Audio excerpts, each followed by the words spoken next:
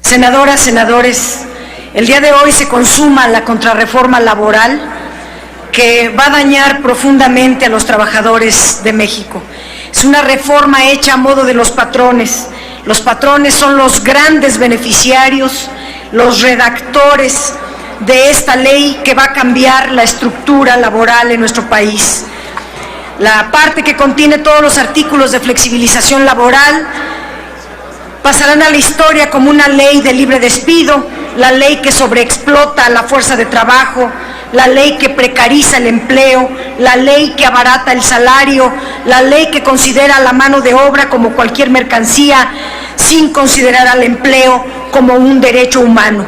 Vamos a acudir a la Comisión Nacional de Derechos Humanos, que ahora tiene facultades en materia laboral, para que haga valer la Constitución de nuestro país. La ley que vulnera la libertad sindical y niega las prestaciones a sus trabajadores. Se pasa por alto no solo la Constitución, sino 28 tratados internacionales, senador Lozano, ratificados por este Senado de la República, en materia de estabilidad laboral, de seguridad social, de trabajo infantil, de libertad sindical, de contratación colectiva. Esta Cámara se llena la boca a veces en defensa de los derechos humanos, pero no es capaz de garantizar el derecho al trabajo digno, al salario remunerador, a la estabilidad en el empleo. Todos los artículos que se reforman en esta ley abonan a la pérdida de la estabilidad laboral. Los contratos a prueba, los contratos temporales de capacitación imponen la predominancia del empleo eventual y paulatinamente irá desapareciendo el trabajo fijo. En flexibilización laboral, el 70% de los trabajadores en México son eventuales. 34.9 millones de trabajadores en México son eventuales. 30% tienen el empleo fijo. 13.8 millones de trabajadores tienen planta y lo van a perder a lo largo del tiempo cuando se aplique en 2-3 años sistemáticamente esta reforma laboral. El artículo 39D, léanlo, son los contratos improrrogables. No se podrá contratar al mismo trabajador en el siguiente periodo, es decir, se prohíbe la recontratación de los trabajadores. ¿De qué sirve que hayan pasado el contrato a prueba, etcétera, si no se les puede volver a contratar? Cada 3 o 6 meses habrá un reciclaje de trabajadores hasta que se desaparezca el empleo fijo.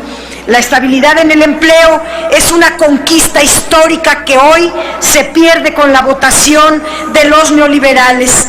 Ahora se va a generalizar la informalidad, el empleo precario, el empleo temporal, que es justo ese empleo el que carece de prestaciones laborales. Con los contratos temporales vendrá la caída del salario, la caída de prestaciones, la caída de las cuotas del seguro social y la caída del mercado interno. Son altamente regresivas para las y los trabajadores, así como para sus familias. Esta reforma laboral rompe, altera los factores de la producción y otorga amplias facultades a los patrones para cometer abusos contra los trabajadores.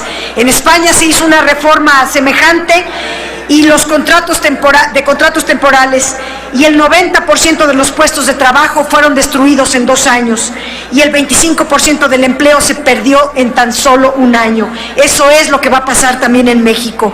Lean el artículo 47 que permite el libre despido, que entorpece la impartición de justicia y que se afecta a los trabajadores, que no les da ni siquiera derecho de audiencia para su defensa.